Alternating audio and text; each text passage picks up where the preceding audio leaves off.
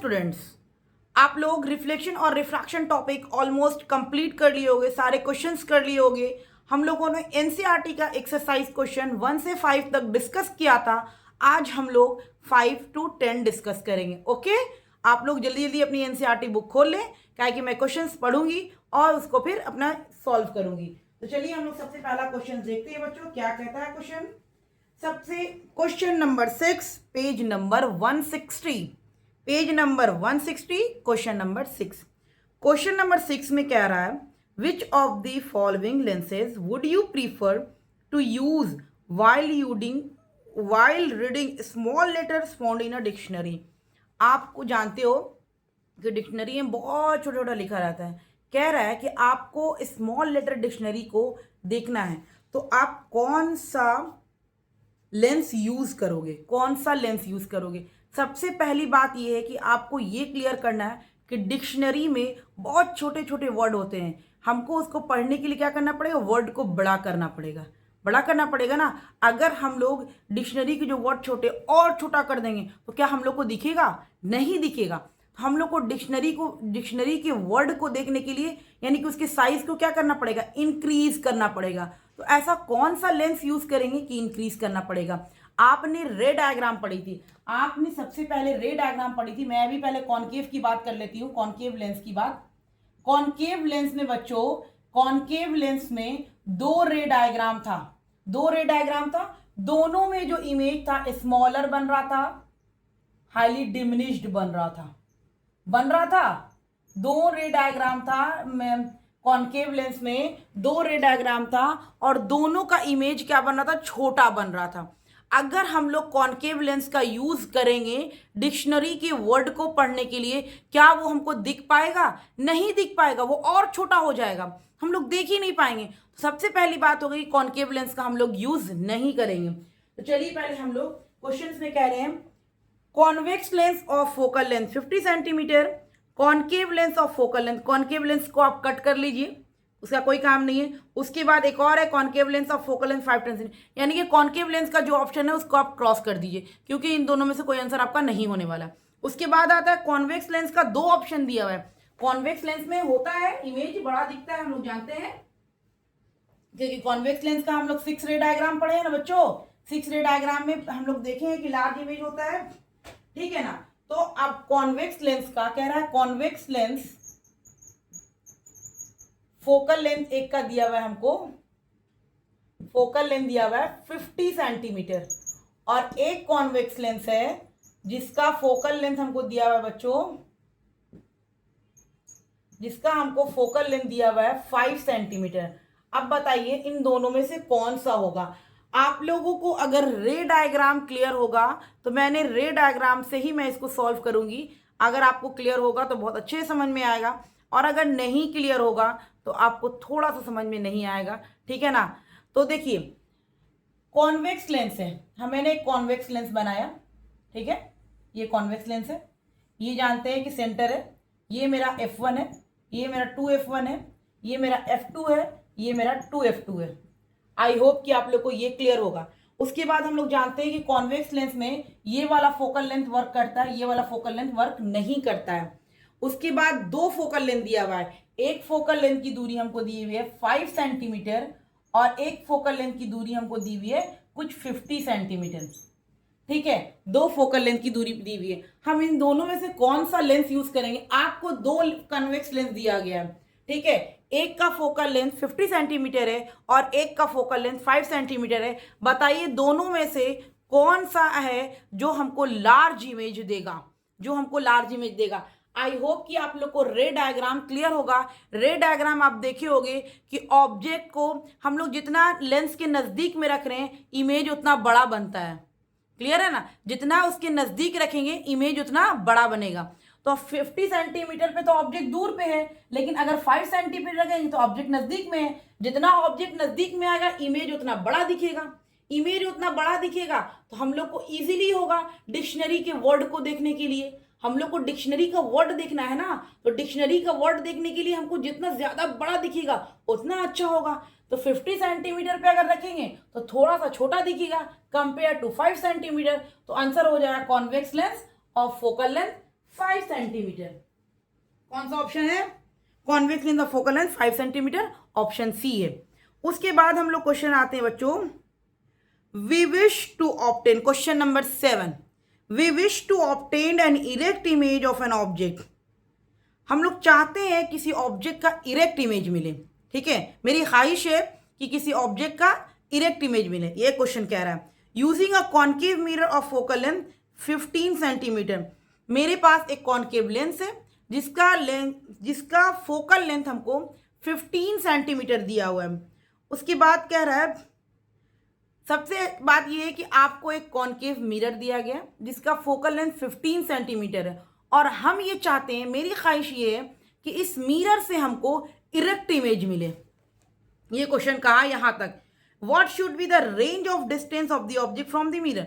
तो बताइए, हमको चाहिए, एक आपको कॉन्केव मिरर दिया गया, उसका फोकल लेंथ 15 सेंटीमीटर दिया गया, कह रहा है कि मेरी ख्वाहिश ये है कि वो इमेज हमको इरेक्ट दे। तो बताइए ऑब्जेक्ट का रेंज कहाँ होगा, ऑब्जेक्ट का रेंज क्या होगा, ऑब्जेक्ट को कहाँ पे रखेंगे हम लोग, ये बोल रहा है क्वेश्चन में। नेचर क्या होगा इमेज का, इज द इमेज लार्जर और smaller than object, draw a रे डायग्राम। रे डायग्राम से क्वेश्चन पूछ लिया। देखे ना बच्चों, रे डायग्राम से कैसे क्वेश्चन अराइज करता है, डायरेक्ट नहीं पूछता है कि ऑब्जेक्ट को इस पोजीशन पे रखें, बताइए इमेज क्या होगा, साइज क्या होगा, ऑब्जेक्ट नेचर क्या होगा, ऐसे नहीं पूछता है। देखो ये क्वेश्चन पूरा का पूरा आपका रे डायग्राम से है, ठीक है ना। अगर रे डायग्राम क्लियर हुआ होगा तो यहाँ पर कोई दिक्कत नहीं होने वाली है आपको। तो चलिए मैं आपको सॉल्व करवाती हूँ, आपसे डिस्कस करती हूँ, ठीक है ना। आपसे मैं डिस्कस कर लेती हूँ कि आखिर आप लोगों ने क्या किया है, पढ़ा भी है कि नहीं पढ़ा है। कह रहा है कॉन्केव मिरर है जिसका फोकल लेंथ 15 सेंटीमीटर है, यही होता है ना शायद कॉन्केव मिरर, शायद। क्या आप लोगों को याद है कि ये कॉन्केव मिरर ही होता है? क्या मैंने सही लिखा है? क्या मैं सही ड्रॉ की? आप लोग को याद है? तो आप लोग को अगर नहीं याद तो मैं बता देती हूँ, मैंने सही ड्रॉ किया है, ठीक है। ये कॉन्केव मिरर है, ठीक है बच्चों। तो ये कॉन्केव मिरर है, ये इसका फोकल लेंथ होता है, और ये इसका सेंटर ऑफ कर्वेचर होता है, और ये आपका पोल होता है। मैंने लिख दिया। कह रहा है क्वेश्चन में फोकल लेंथ 15 सेंटीमीटर है, यानी कि हमको फोकल लेंथ कितना दिया है बच्चों, 15 सेंटीमीटर दिया है, 15 सेंटीमीटर दिया है। और कह रहा है कि जो इमेज बना है वो इरेक्ट है। वो क्या है? इरेक्ट है।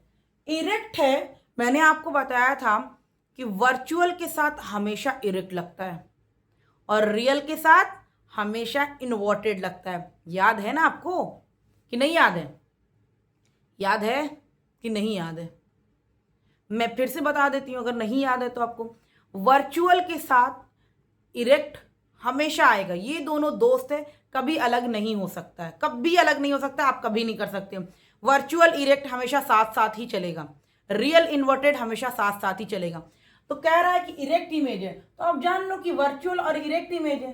तो यहां पर से हम लोग नेचर ही पहले ही नेचर बता दिए कि अच्छा इमेज का नेचर जो है वर्चुअल एंड इरेक्ट है। उसके बाद क्वेश्चन में कह रहा है कि बताइए, हमको बस एक कॉन्केव मिरर दिया, फोकल लेंथ दिया हुआ है, आपको जो है ना ऐसा सेट करना है ऑब्जेक्ट कहाँ रखेंगे कि हमको इमेज जो है वर्चुअल और इरेक्ट मिले। हम ऑब्जेक्ट को कहाँ रखेंगे कि हमको इमेज जो है वर्चुअल और इरेक्ट मिले। आपको अगर रे डायग्राम बच्चों याद होगा, अगर आपको रे डायग्राम याद होगा तो इस केस में हम लोगों ने 6 रे डायग्राम को क्लियर किया था। आई होप कि आप लोग का क्लियर होगा। 6 रे डायग्राम में बच्चों 5 रे डायग्राम में आपको रियल और इन्वर्टेड इमेज मिला था। सिर्फ एक रे डायग्राम था जिसमें आपको वर्चुअल और इरेक्ट इमेज मिला था।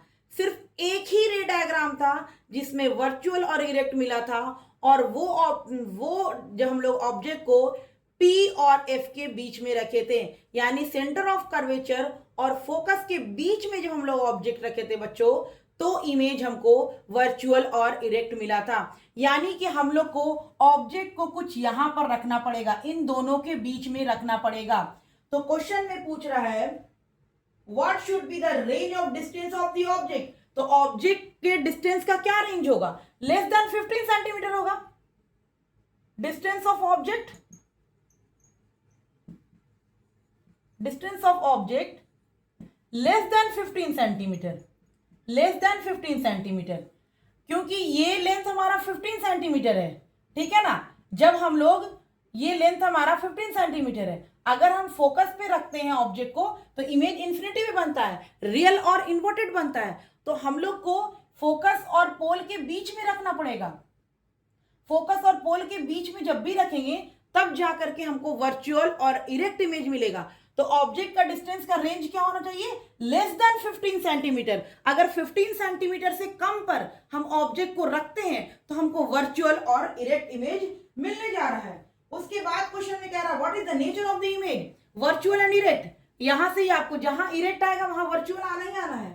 उसके बाद कह रहा है इज द इमेज लार्जर और स्मॉलर देन ऑब्जेक्ट, इमेज कैसा बनेगा, लार्जर देन ऑब्जेक्ट। आप लोगों को रे डायग्राम से याद होगा, लार्जर देन ऑब्जेक्ट।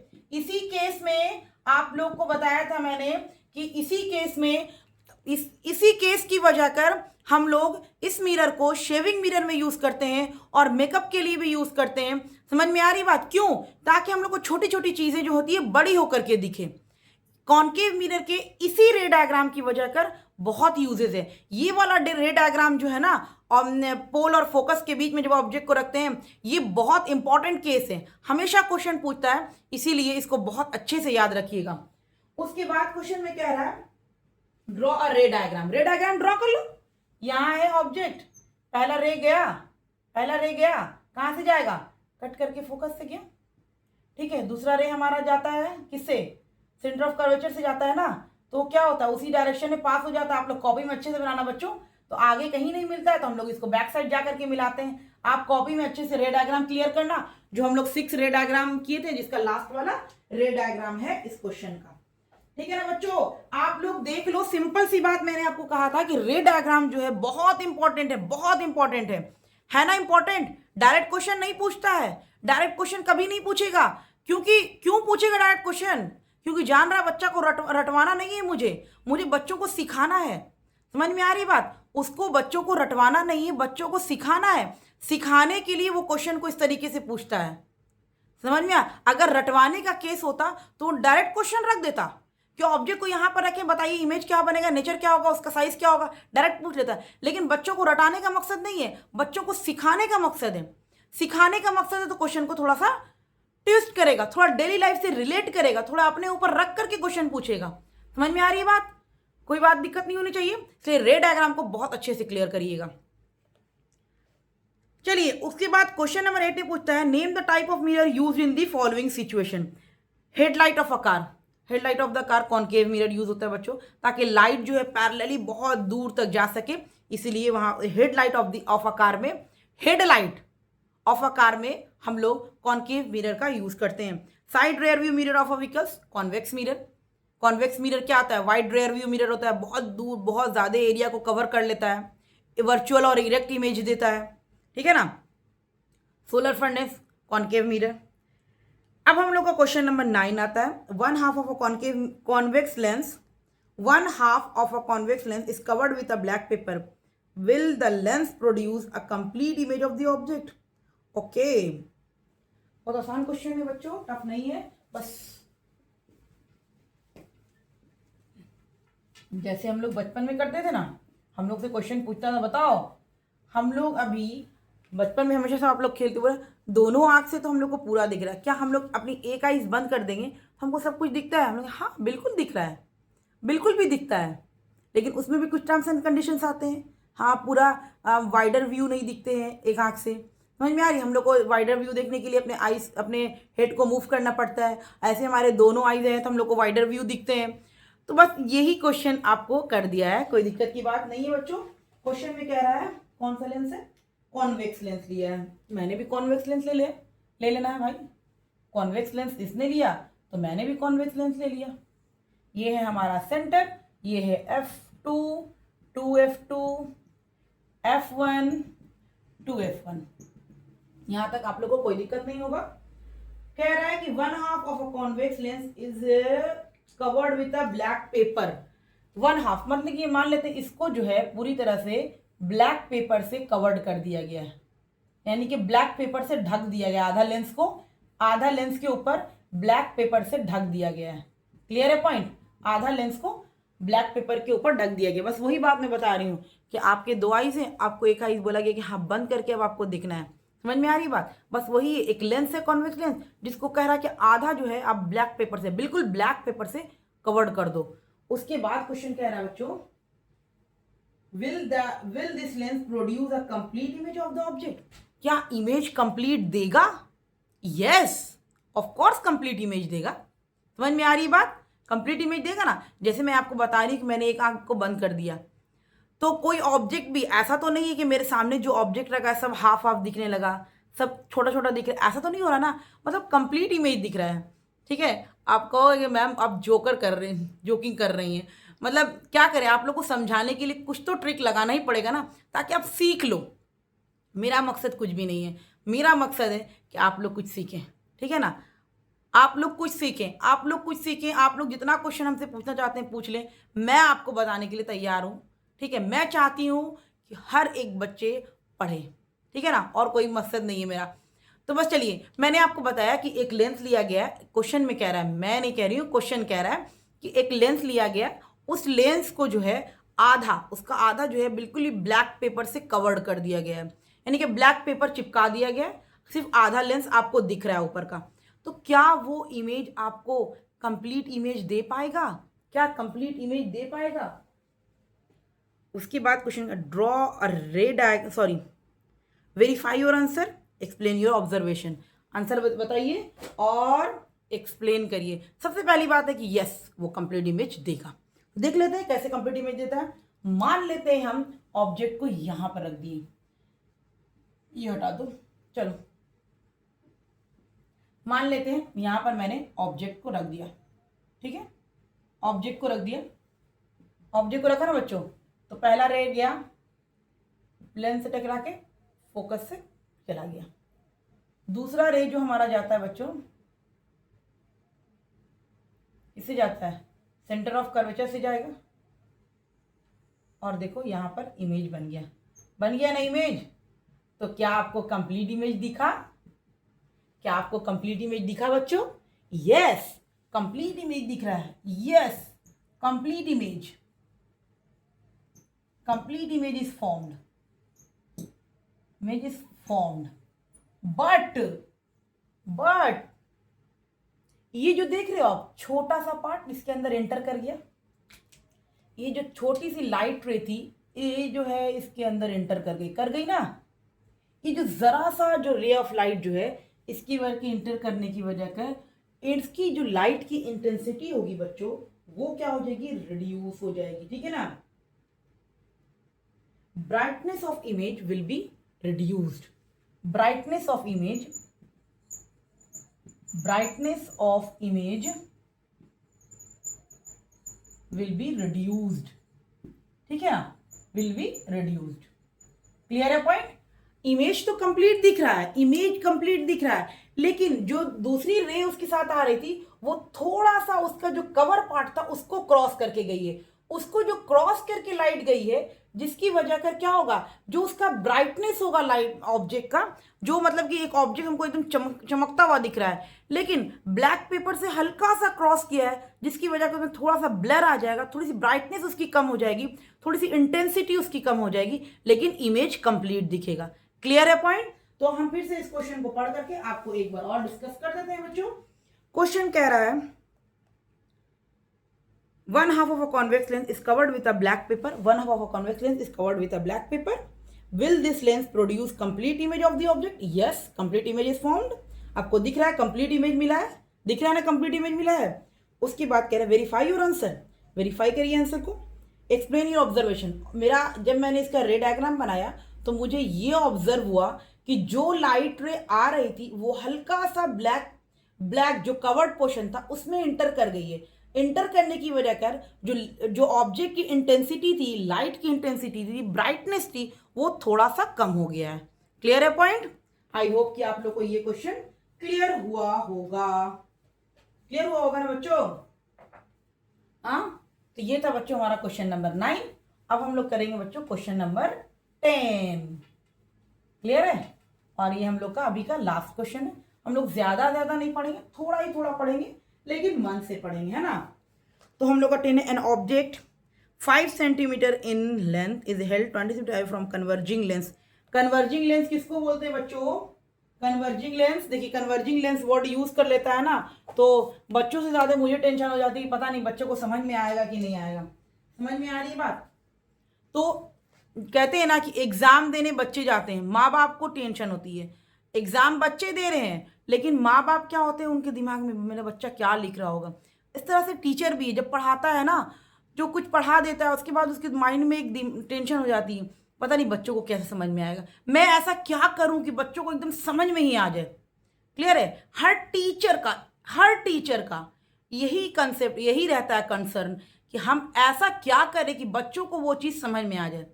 समझ में आ रही ना बात? हर टीचर, कोई टीचर हो, सब यही चाहता है कि मेरे जो बच्चे हमसे पढ़ रहे हैं, जो बच्चे कुछ सीख रहे हैं, मैं उसको ऐसा सिखाऊं कि वो 100% सीखे। समझ में आ रही बात? तो मैंने आपको कन्वर्जिंग लेंस, डाइवर्जिंग लेंस बताया है, पढ़ाया है लेक्चर तो, लेकिन जब क्वेश्चन आता है ना तो मुझे टेंशन हो जाती है क्या कि पता नहीं बच्चों को याद भी रहा होगा कि नहीं रहा होगा। इसीलिए मैं फिर से रिवीजन कर देती हूँ। कन्वर्जिंग लेंस बेटा कॉन्वेक्स लेंस को कहते हैं। कॉन्वर्जिंग लेंस कॉन्वेक्स लेंस को कहते हैं। कॉन्वर्जिंग लेंस किसको कहते हैं बच्चों? कॉन्वेक्स लेंस को कहते हैं। ठीक है ना? कह रहा है कि an object is placed, convex lens है आपका, कॉन्वेक्स लेंस का यूज किया गया है इसमें क्वेश्चन में। कह रहा है an object 5 centimetre in length, यानी कि हाइट ऑफ ऑब्जेक्ट हमको दिया हुआ है बच्चों, हाइट ऑफ ऑब्जेक्ट दिया हुआ है 5 सेंटीमीटर, हाइट ऑफ ऑब्जेक्ट दिया हुआ है, और इज हेल्ड 25 मीटर अवे, और डिस्टेंस ऑफ ऑब्जेक्ट दिया हुआ है, यानी कि यू दिया हुआ है हमको -25 सेंटीमीटर। ठीक है ना बच्चों? अब हम लोग साइन कन्वेंशन भी देख ही लेते हैं, क्योंकि साइन कन्वेंशन भी रिवाइज हो जाएगा हमारा। ये होता है ऑरिजिन, ये हुआ ऑरिजिन, इधर पॉजिटिव इधर निगेटिव, ऊपर पॉजिटिव नीचे निगेटिव, तो ये पॉजिटिव ये निगेटिव, ऑब्जेक्ट को हम लोग हमेशा इधर रखते हैं कॉन्वेक्स लेंस में। ठीक है ना? तो -25 सेंटीमीटर ऑब्जेक्ट का हो गया। उसके बाद क्वेश्चन में कह रहा है फोकल लेंथ इज 10 सेंटीमीटर, तो फोकल लेंथ क्या हो जाएगा बच्चों इसका? 10 सेंटीमीटर है फोकल लेंथ। प्लस में होगा कि माइनस में होगा बच्चों? मैंने आपको बताया था कि कॉन्वेक्स लेंस या दो फोकल लेंथ होता है, F1 और F2 होता है, लेकिन कॉन्वेक्स लेंस में F1 वर्क नहीं करता है, F2 वर्क करता है। कॉन्वेक्स लेंस में फोकल लेंथ 2 होता है, लेकिन उसमें सिर्फ F2 वर्क करता है, F1 वर्क नहीं करता है। तो F2 हमारा किस साइड में है? पॉजिटिव की साइड में, तो +10 सेंटीमीटर। क्लियर है पॉइंट? +10 सेंटीमीटर। उसके बाद क्वेश्चन कह रहा है ड्रॉ द रे diagram, find the position, size and nature of the image. ठीक है ना बच्चों? तो आपको यही दिया हुआ क्वेश्चन में, आपको सब कुछ निकालना है। आप 1/v - 1/u is equal to 1/f से यहां से v फाइंड आउट करोगे। आप v फाइंड आउट हो जाएगा तो आप मैग्निफिकेशन फाइंड आउट करोगे, m is equal to v upon u। यहां से मैग्निफिकेशन फाइंड आउट होगा तो मैग्निफिकेशन इज इक्वल टू होता है height of image by height of object. यहां से हाइट ऑफ ऑब्जेक्ट दिया हुआ मैग्निफिकेशन यहां से निकल जाएगा, हाइट ऑफ इमेज भी निकल जाएगा, तो सारा कुछ आपका फाइंड आउट हो जाएगा। सबसे बड़ा मेन कंसेप्ट ये है कि आपको साइन कन्वेंशन याद रहना चाहिए। अगर आपने साइन कन्वेंशन को नहीं याद रखा बच्चों तो कोई क्वेश्चन नहीं बनने वाला है। ठीक है ना आपको बात? तो हम लोगों ने 10 क्वेश्चन, इसको बना लीजिएगा आप लोग। ये इसके बाद मैंने सारा बता दिया, इसके बाद सिर्फ मैथमेटिक्स है, उसके बाद आपका सॉल्व हो जाएगा। ठीक है? क्या है? सॉल्व हो जाएगा, जिसमें आपका v जो आएगा 16 पॉइंट समथिंग आएगा v। इस तरीके से आपका क्वेश्चन, इसके बाद सारा मैथमेटिक्स है, उसको आप सॉल्व कर लीजिएगा। तो आपका 5 to 10 क्वेश्चन आई होप कि आप लोग को अच्छे से क्लियर हुआ होगा। इसके बाद हम लोग नेक्स्ट क्लास में 10 to 15 क्वेश्चन कंप्लीट कर लेंगे इस चैप्टर का। ओके?